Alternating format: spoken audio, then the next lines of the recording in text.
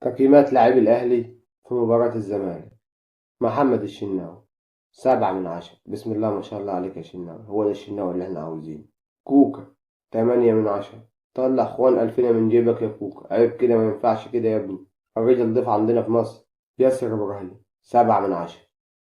ياسين مرعي 6/10، عشان البلنت اللي خطفها منك وأداء الدباغ. محمد هاني، رغم إن مفيش قبول بينا بس 9/10، عملت ماتش كبير جدا يا هاني. مروان عطية، أفضل لاعب في الأهلي من ساعة ما رجع من الإصابة، 8/10.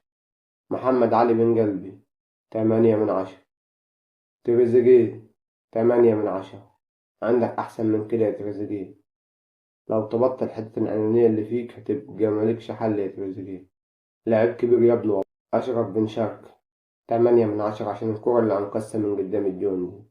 محمد شريف ما ظهرش طول المباراة غير في الكرة اللي مزق فيها حسام عبد المجيد. إيه اللمة دي يا شريف؟ حرام عليك يا ابني. 7/10 يا شريف. حسين الشحات، انت تاخد قلبي يا حسين. 10/10 يا حسين. بسم الله ما شاء الله عليك يا حسين.